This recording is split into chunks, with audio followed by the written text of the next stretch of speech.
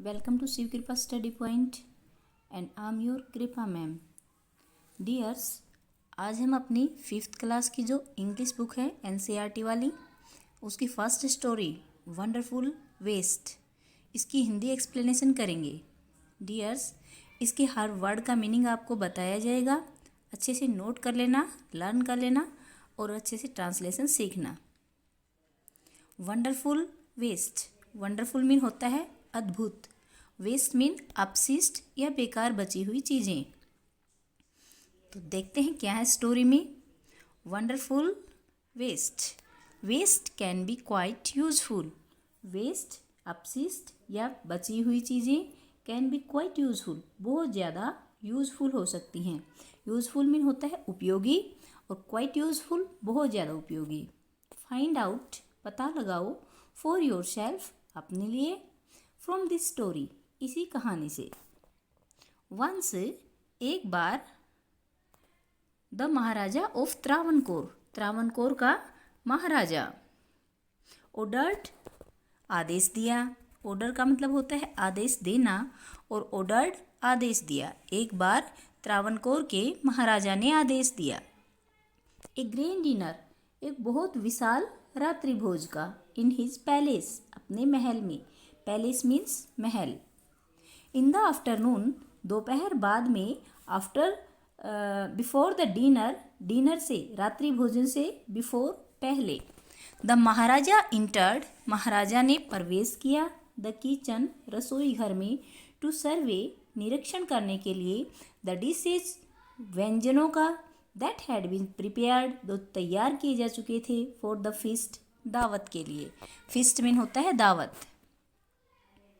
What are you going to do with those vegetable scraps? What are you going to do? तुम क्या करने जा रहे हो? With those, उनके साथ। Vegetable scraps, सब्जियों की जो छोटे छोटे टुकड़े बचे हुए हैं, scraps, उनके साथ। He asked the cook, उसने रसोइये से पूछा। Pointing, इशारा करते हुए। To the basket of scraps, छोटे छोटे टुकड़ों की बास्केट, टोकरी की तरफ। नियर द कुक, जो कि रसोइये के पास थी। कुक रिप्लाइड, कुक ने जवाब दिया।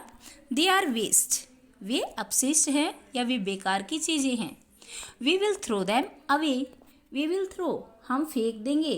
दैम, उन्हें, अवे, दूर। You can't waste all this bits and pieces of vegetables, you can't waste, तुम बेकार नहीं कर सकते। All this bits and pieces, इन सभी टुकड़ों को, ऑफ वेजिटेबल्स, सब्जियों के। फाइंड ए वे, एक रास्ता ढूंढो, तरीका ढूंढो। टू यूज दैम, उन्हें प्रयोग करने का। द महाराजा कमांडेड स्टेनली, महाराजा ने कमांड दिया, आदेश दिया। स्टेनली, दृढ़ता से, कठोरता से। एंड वॉकड अवे, और चले गए।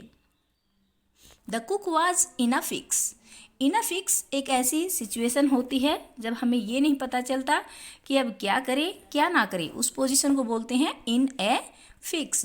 तो जो कुक था, रसोइया था, वो असमंजस में था, वो आश्चर्य में था कि अब मैं क्या करूं। एंड केप्ट स्टेरिंग, और वह घूरता रहा। स्टेरिंग मतलब घूरता रहा।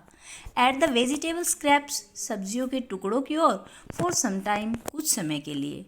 सडनली, अचानक, अचानक उसके दिमाग में एक आइडिया आता है कि अब इन स्क्रैप्स का हमें क्या करना है। Suddenly an idea flashed across his mind, flash across mind का मतलब एकदम से दिमाग में विचार आया। He took all the vegetables bits, उसने सभी सब्जियों के टुकड़े लिए। वाश्ड दैम, उन्हें धोया। क्लीन दैम वेल, उन्हें अच्छे से साफ किया। Then he cut them into long strips, तब उसने इन्हें लंबे टुकड़ों में काटा। He put them in a huge pot, huge pot विशाल बर्तन में। पुट दैम, उन्हें रखा। And placed it on the fire to cook, और आग पर इसे कुक करने के लिए, पकाने के लिए रख दिया।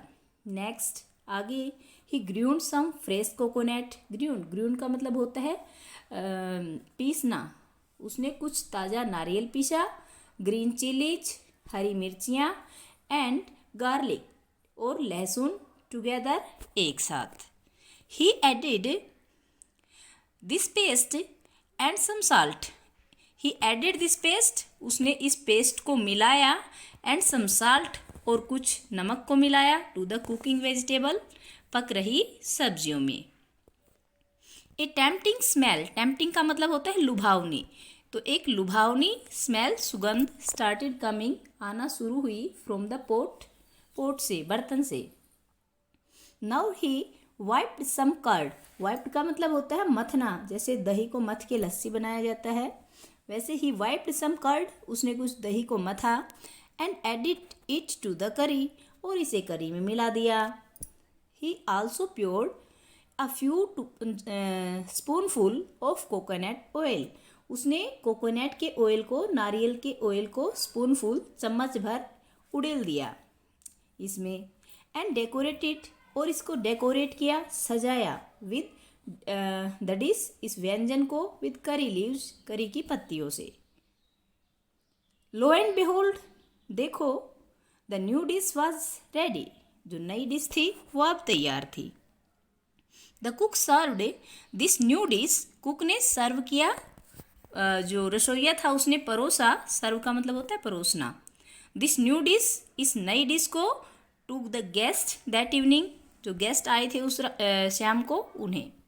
एवरीवन वाज एगर, प्रत्येक एगर था, एगर मीन उत्सुक था, टू नो, जानने के लिए, the name of the new dish, इस नई डिश का नाम।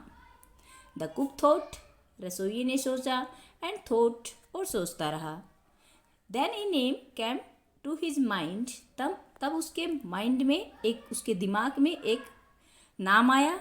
ही नेम्ड अ व्हेल, उल, वी, उल, तब उसने इसका नाम दिया अवेल।